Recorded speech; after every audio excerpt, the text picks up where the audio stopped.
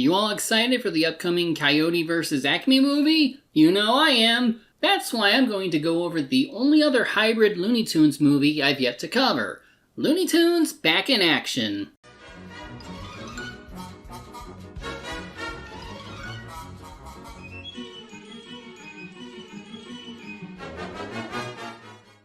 This movie originally started as a direct sequel to Space Jam, but when that plan fell through, Joe Dante was brought on to direct what would become Looney Tunes Back in Action. He originally wanted to do a comedy biopic about Chuck Jones called Termite Terrace, so Back in Action could serve as a tribute to that iconic animator. He also wanted to use the movie to take shots at the original Space Jam because he and writer Larry Doyle were said to dislike its versions of Bugs Bunny and company. In various interviews, Dante admitted that Warner Brothers had a tight leash on the movie's story and what could be explored. This could explain why reception towards Back in Action were pretty lukewarm once it came out. When I was younger, I much preferred Space Jam, but could I say the same now? Let's dig into Looney Tunes Back in Action and find out. We open with what looks to be a modern-era Bugs Bunny cartoon featuring him, Elmer Fudd, and Daffy Duck. We have a different voice cast this time around, with Joe Alaskey taking the place of Mel Blanc as he voices characters like Bugs, Daffy, and others. Jeff Bennett does Daffy's woohoo calls, while also voicing Yosemite Sam and Foghorn Leghorn. Billy West is back to voice Elmer Fudd, and one other actor I'll bring up for now is animator Eric Goldberg, who does one line for Bugs in this movie while also voicing Tweety, Marvin the Martian, and Speedy Gonzales. Anyway, this is a recreation of a classic bit between Bugs and Daffy. Wabbit season! Wabbit season! Duck season! Fire! And yeah, it's still a classic that never gets old. After a montage of Daffy getting shot up in different ways, we see him reading a script for the movie he's in. Like in Roger Rabbit, the Looney Tunes are living in their version of the real world and are playing themselves in film productions. Daffy isn't happy and complains to the board of executives, whose members all kinda look alike. Probably intentional, but funny nonetheless. Fellas, I think Dave's right. Maybe I'll take a vacation.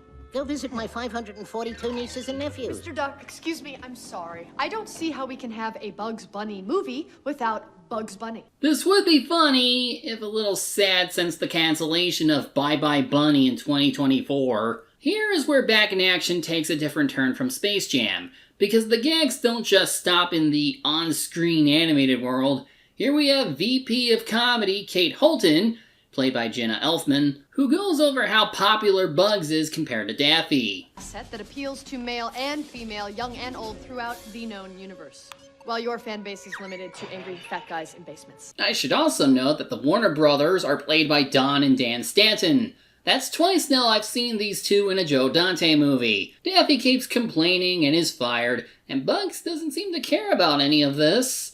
What a jerk. Meanwhile, an audition for a stuntman is going on, and one of the hopefuls is Damian Drake Jr., or DJ, played by everyone's favorite bisexual icon, Brendan Fraser. He has a day job as a studio security guard, but he really wanted to try his hand in showbiz like his father. His performance skills aren't up to snuff, though, and it gets worse when he's asked to escort Daffy off the premises. Hey, this is Daffy Duck. Exactly. Not anymore, we own the name. Oh, yeah? Well, you can't stop me from calling myself Dad. What do you know? I'm less than 5 minutes in, and already this movie has more laughs than Space Jam. They really have changed. Bugs tries slipping Daffy out, I guess he does care after all, while DJ and Kate banter over what's going on. It seems like she's falling for him, but no time for that, cause he needs to chase Daffy through the Warner Brothers studio lot. My favorite bit is when they end up interrupting a scene for a Batman movie, directed by Roger Corman. Can you imagine him actually making a Batman movie? Anyway, as DJ tries pulling Daffy out of the Batmobile, it crashes into the Warner Brothers water tower.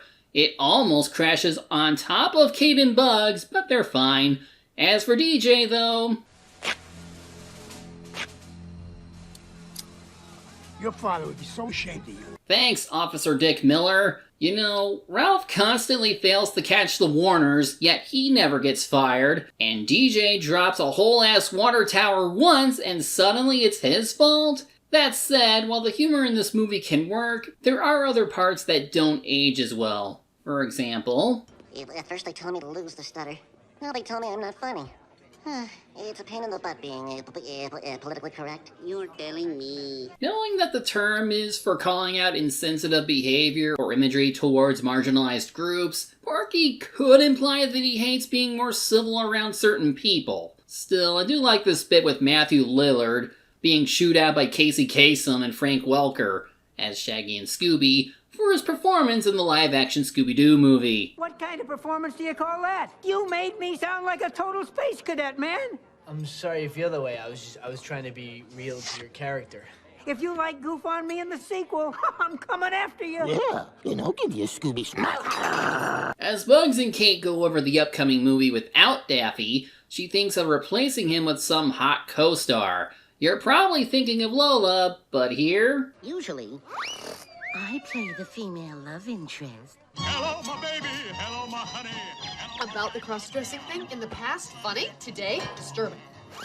Lady, if you don't find a rabbit with lipstick amusing, you and I have nothing to say to each other. Like, most people consider Bugs to be a queer icon given his cross-dressing. Even if the original intent behind the creation of Speedy and crew was for laughs, I think Joe Dante understood Bugs' broad appeal to those who look up to him. But Bugs demands to have Daffy back, and his many awards agree. Meanwhile, DJ returns home, and Daffy stowed away with him, and gloats how Warner Brothers will want him back, even if he ruined the studio. I blame it on the company. But then the TV remote rings like a phone, and after pressing a button, the painting of DJ's father displays a monitor with Damien Sr. talking through it. Come to Las Vegas. Ask Dusty Tails for the blue monkey. The blue monkey? What's a blue monkey? A diamond. A very special diamond. Find Dusty Tails. Are you all right? I'm sorry I never told you this before, but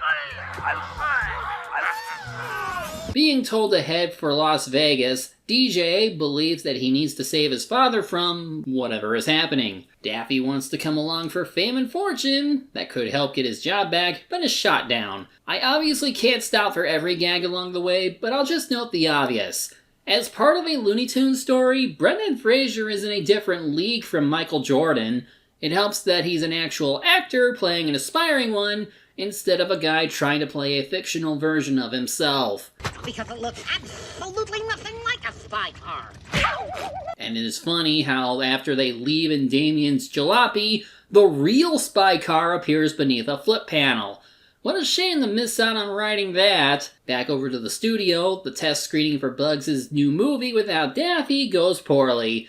Kate gets fired for this, and this is her reaction. You can't fire me! My films have made $950 million! That's not $1 billion. Nope, not $1 billion. That would be funny if it didn't reflect the actual reality of filmmaking these days. You could get cut whether you succeed or fail. Kate manages to save her job when she promises to get Daffy back by Monday. Speaking of, here's another add to the pile of cartoon and real vehicles. Daffy and DJ get a chance to banter, and DJ expands on his past career as a stuntman. I'm a stuntman. Ha! You a stuntman, please? I am. Did you see those mummy movies?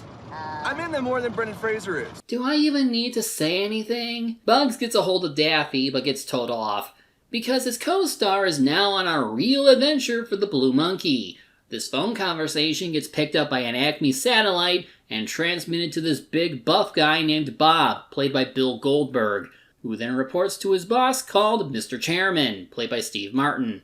He also has a bunch of yes people who are all VPs of various stuff.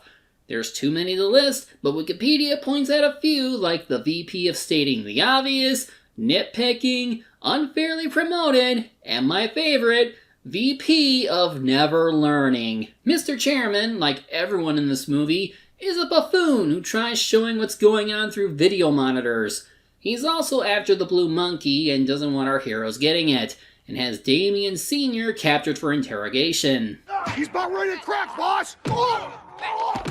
We cannot let the good guys win this time, people. We must capture this son of a spy, and we must locate the diamond and use its powers for our own diabolical ends. Clearly, the overacting sells him being like a cartoon villain. Kate arrives at DJ's home and finds him missing, but she does find Bugs in the shower for a silly Psycho reference.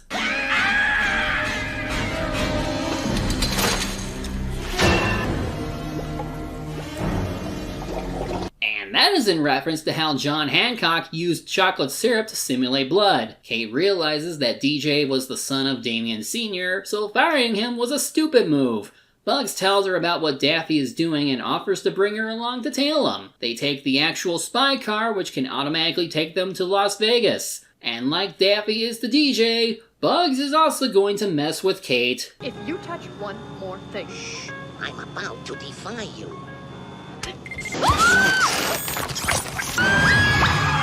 Where activated. You clean up nice, kid. Anyway, DJ and Daffy arrive at a casino owned by Yosemite Sam. And not surprisingly, he's in cahoots with Mr. Chairman because he's promised a chest full of gold. Personally, I would have given him the spear, though maybe he's saving that for Santa's sleigh. Then we get a stage show of Dusty Hills, played by Heather Locklear, who seems to be doing her best Britney Spears cover. Or maybe it's closer to Madonna, I don't know. DJ tries speaking to her about the blue monkey, but she just thinks he's being weird, so he has to sneak on stage by dressing up as one of the backup dancers. How do I know it's you? Oh, you are Damien's son. Is there someplace we can talk? She confirms that she was a spy like his father, and that Damien Sr. was supposed to find the blue monkey for its supernatural powers that would be bad if it fell into the wrong hands. She was meant to give his father a Queen of Diamonds card, but this is when the bad guys start attacking. And one dynamic save later, DJ is given the card. Don't lose that card, it's important! After 'em, boys!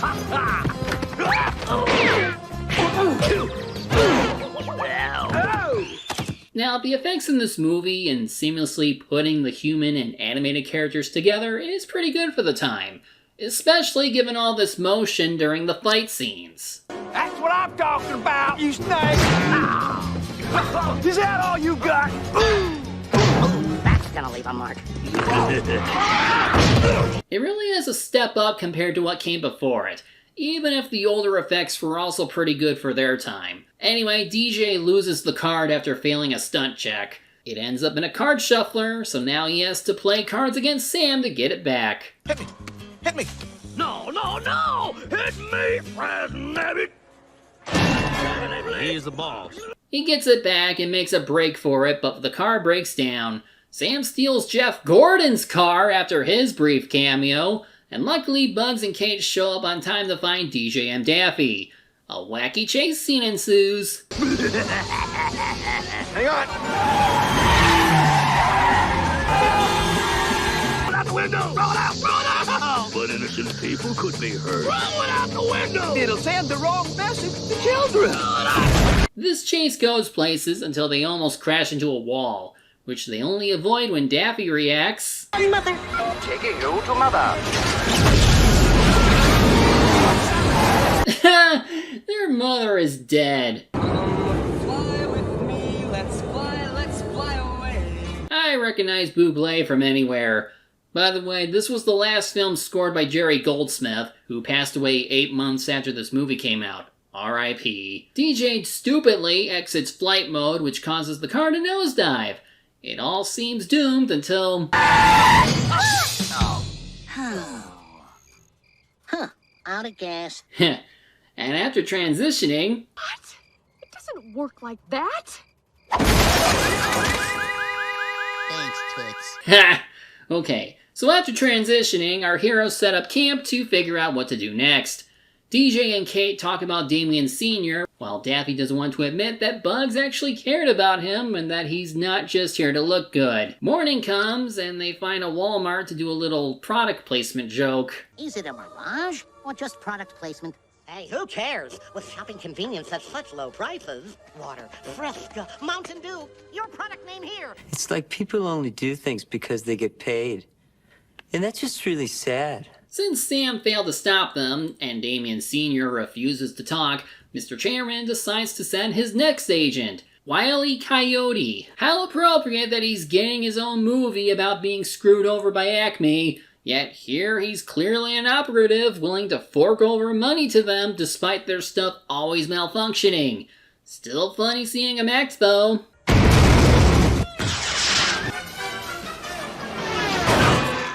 DJ intends to go after his father alone while sending the others back to Hollywood, but they end up finding Area 52, okay, which unlike Area 51 has aliens of the CGI kind. That place is led by Mother.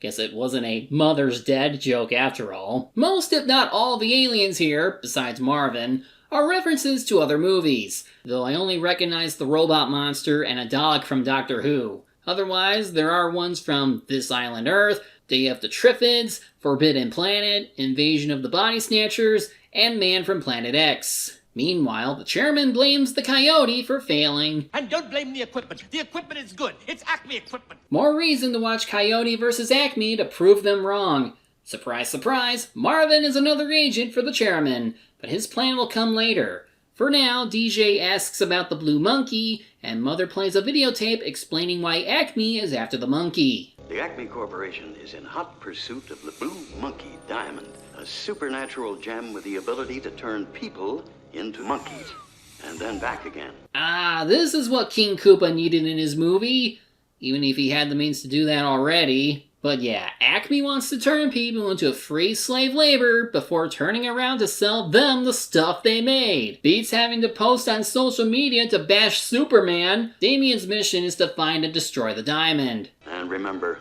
no one wants to be turned into a monkey. Thanks, Peter Graves. Since DJ intends to follow his father's footsteps, he's given some spy gadgets, like a cell phone with multiple spy functions. Calculator, Game Boy. Game Boy? High-powered laser. As well as pants that have a utility belt. Mother doesn't say much about the Queen card, just that it's a window to her smile. Anyway, this is when Marvin strikes by freeing the other aliens and causing chaos. Our heroes barely escape with the card intact, and realize that the image is telling them to find the Mona Lisa. So just how are we supposed to get to Paris? Like this? God, this movie is so funny. They get into the Louvre, where the Mona Lisa is, and peeling off the card, they find a little window behind the image. They use it like an X-ray to find a map of Africa, which is a clue to their next destination. And then who should show up but Elmer?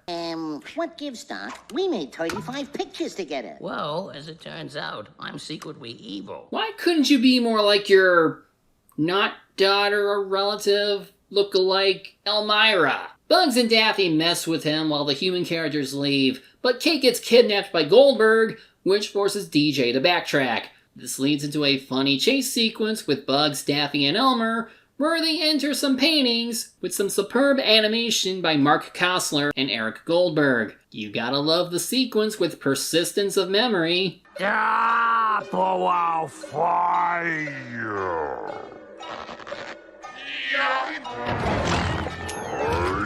There's also Moulin Rouge, La Galou, where you really get that Goldberg style present, and my favorite, the scream.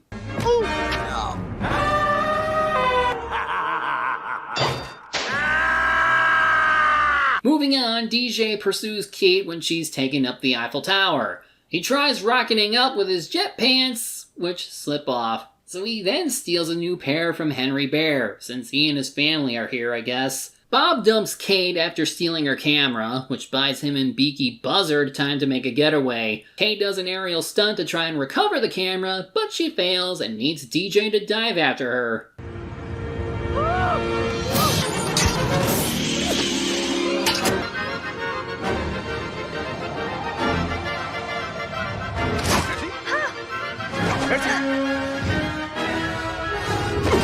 Nice! Better bring that for the next Mummy movie. At least they still have the card for the map, while the villains just have a photobomb of Daffy. Well, there's a duck in the middle of the map. Remove the duck. Duh!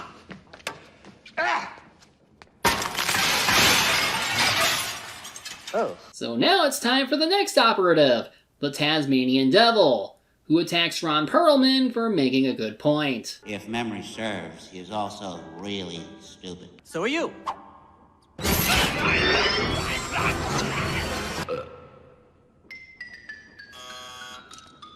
Withdraw my objection. Anyway, off to Africa, where our heroes run into Granny and crew. Either they're on holiday, or they're filming Sylvester and Tweety Mysteries without Hector. They're happy to give our heroes a lift, but clearly they're in on this whole scheme too. They're just gonna stay quiet about it for a bit. Everyone reaches the temple, and after another Daffy gag where he picks up a little monkey figurine, I demand recompense! I want my diamond! Where is my humongous rock? Kate discovers that it's part of a puzzle that shuts off the activated dart shooting traps. She and the others get over a lava gorge and find the blue monkey on the other side. DJ picks it up and, to no one's surprise, turns it to a monkey. They change him back, of course, but now Granny and crew reveal themselves as Mr. Chairman, Bob, and finally...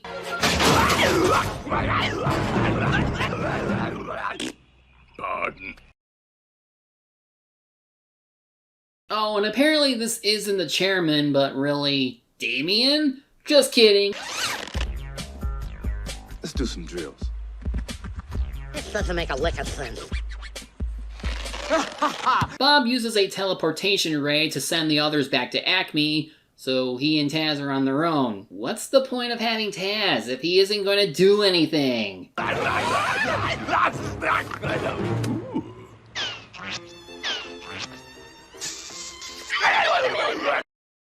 Right. Anyway, Mr. Chairman threatens to kill Damien unless they hand over the blue monkey. DJ eventually relents, but surprise, the villain doesn't keep his word. He has Marvin take the monkey up to the satellite, but Bugs and Daffy tail him in their own little ship.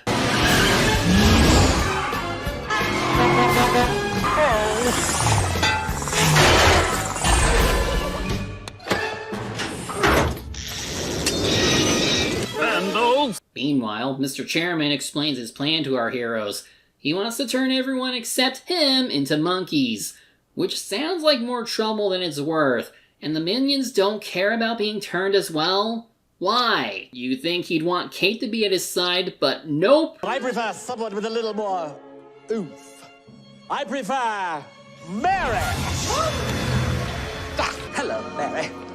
We're a cute couple, don't you think? Oh, he was serious about hitting on her. Bugs and Daffy trick Marvin into getting sucked down into space, but they still need to stop the ship with the blue monkey from docking. DJ and Kate are tied up with Damien, but two of them break free to face off against a self-repairing mechanical dog.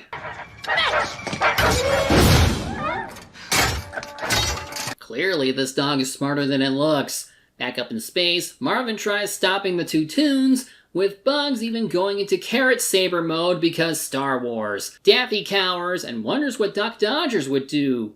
Oh wait, he's Duck Dodgers! Yes, I'm going to be the hero of this picture! Duck Dodgers to the rescue! Dodgers to the rescue! Duck Dodgers! Duck. He does show up to save the day, but the humans finally deal with the rubble dog while DJ saves his dad. Marvin captures Bugs and prepares to deal with Daffy using lightning rods, but as it's about to fire... 8, 7, 5.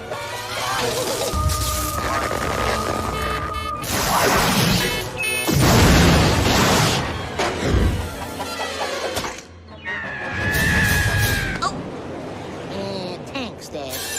About time he got to do something cool. The ray still fires, but in its weakened state only affects one person, the chairman. Monkey! And Damien even has tiny handcuffs to put on him. Ha! Bugs and Daffy return, joke over who the hero is, while Kate is formally introduced to Damien. And to mess with Daffy one more time, it turns out the whole movie was a movie within a movie. We get a Brendan Fraser cameo, in which DJ punches himself. Dead. And along with some other Toon cameos, Bugs promises Daffy that he'll no longer be a second banana. Oh, my hopes and aspirations. Whoops. What do you know? My luck is changing already.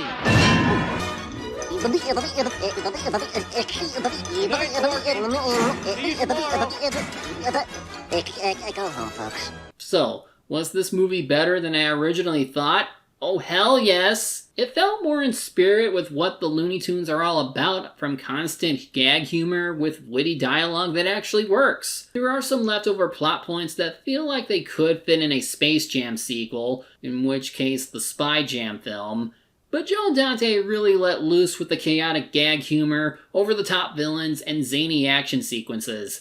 It's also oozing with film references up the wazoo. At least these references didn't take away from the main point of the film, which is the Looney Tunes getting to do a lot of funny stuff, especially Bugs and Daffy. Daffy even had a little arc about being in Bugs' shadow before finally being appreciated, even if only for a little bit. Of course, while the humor is very strong here, the one weak point is, well, the human cast. Obviously, having to do a hybrid movie limits what you can do, and the human wackiness just isn't a substitute for the cartoon equivalent. Brendan Fraser also has to share a storyline with Daffy, so he also kinda got lost in the shuffle with a more interesting cast. But he's still a major step up from the human cast of Space Jam, and there's an actual story taking place rather than the movie just being a long commercial.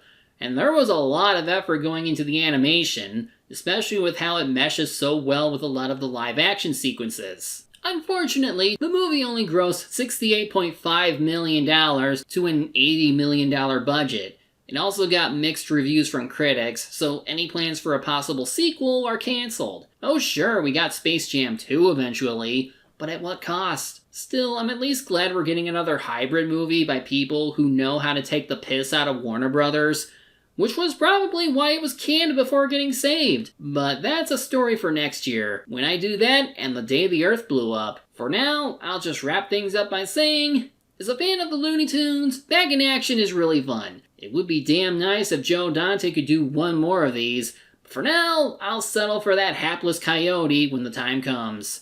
As for next time, I'm going off camping with Ernest. See you then!